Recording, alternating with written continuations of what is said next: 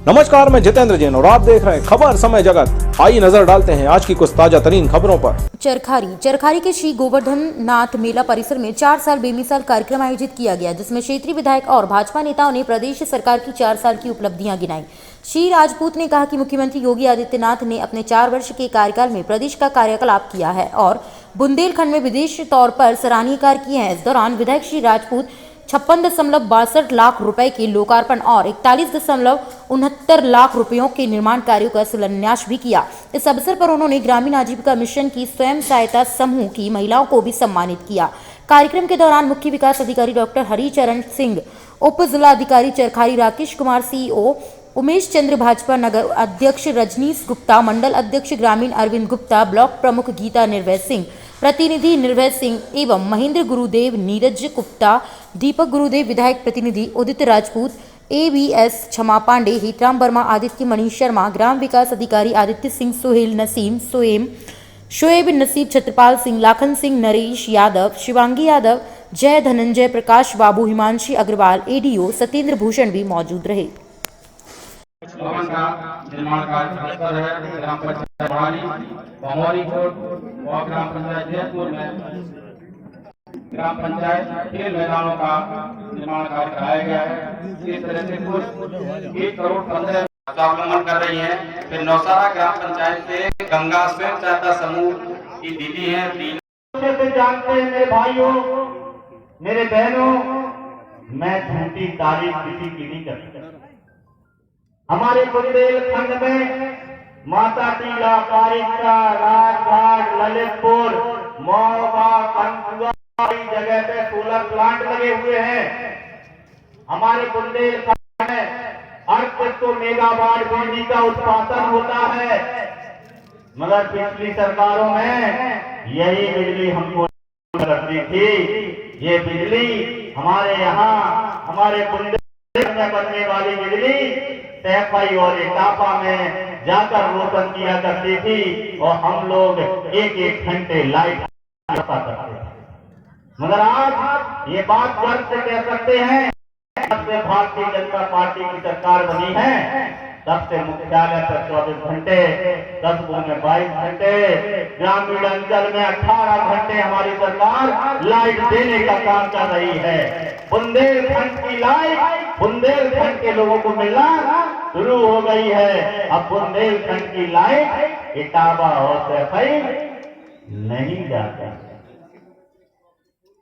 भाजपा सरकार की क्या उपलब्धियां रही हैं इन 4 सालों में, किस तरीके के कार्यक्रम किए गए? मैं ये दावे से कह सकता हूँ, पिछली सरकारों से हमारी सरकार ने बहुत ही बेहतर कार्य किया है।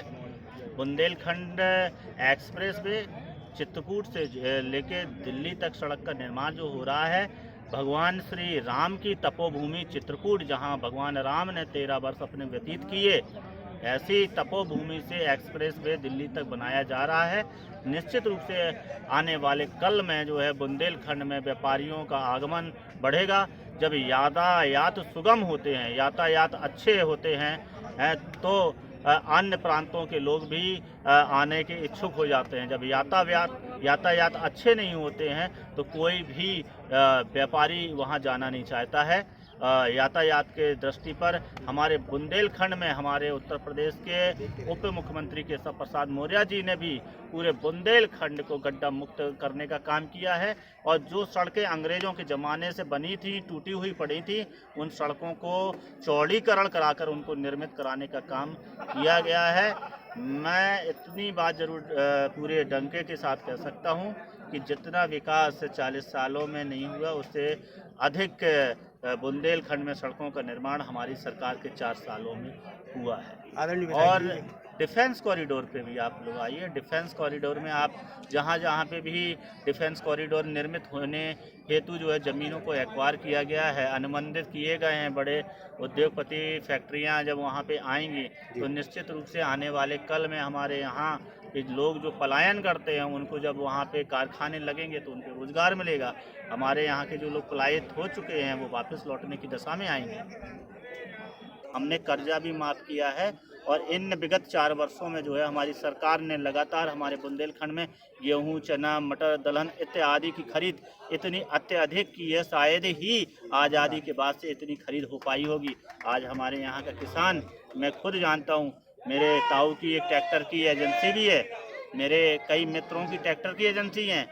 इन 2 वर्षों में इतना ट्रैक्टर बिका है, पहले जो है वो लोग कई वर्षों में नहीं बेच पाए। एक वर्ष में जो है 600, 700 ट्रैक्टर जो है बिका है। तो वो ट्रैक्टर किसने खरीदा है? किसान भाइयों ने। क्यों खरीदा है? क्योंकि अब उन्हें पानी मिल रहा होगा, लाइट मिल रही होगी, उनकी आय बढ़ी होगी, तभी उनके पास पैसा आया, तभी वो ट्रैक्टर खरीद रहे हैं। हमारी सरकार ने भी ट्रैक्टर दिए, कई विभागों के माध्यम से किसानों को एनजीओ बना के हमारी सरकार ने ट्रैक्टर भी दिए, कई कृषि यंत्र दिए हैं। आज तक कभी भी किसी भी की सरकार में इतने ट्रैक्टर, कृषि यंत्र जो है आम किसान गरीबों को नहीं बांटे गए हैं।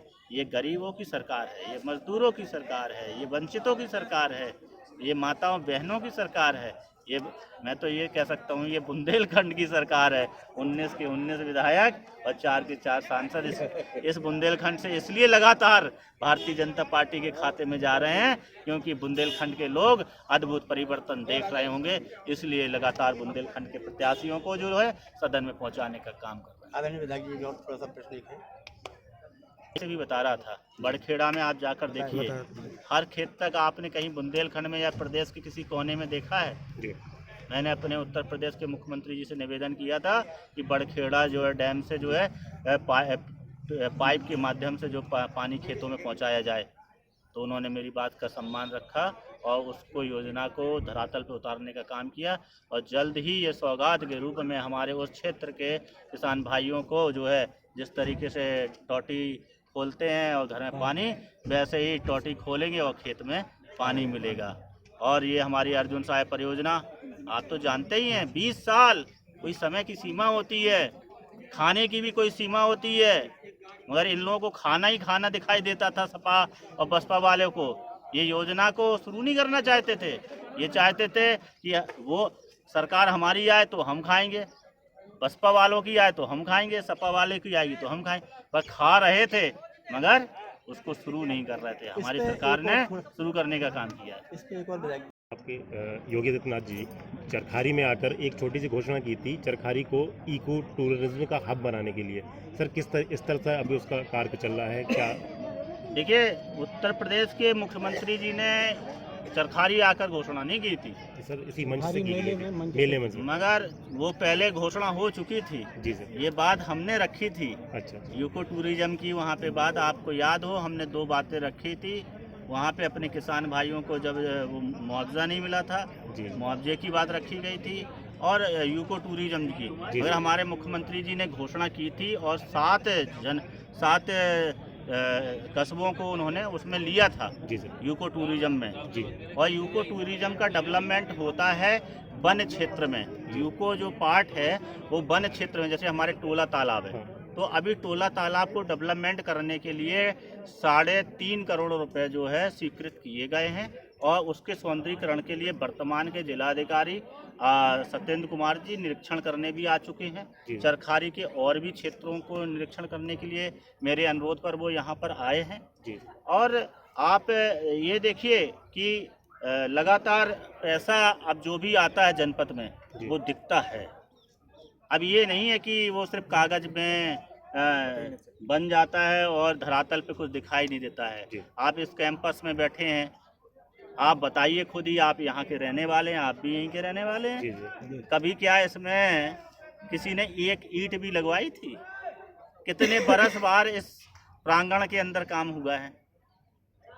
हमारी सरकार की मंशा साफ है, काम होना चाहिए, काम करना चाहिए, काम दिखना चाहिए, और काम होता है, काम करते हैं, और काम हमारी सरकार में दिखता है, और ये दिखता है तभी हमारे साथ में जनता खड़ी है। चरखारी से खबर समय जगत के लिए ब्रजेश द्विवेदी की report. For latest news, subscribe to our channel and press the bell icon.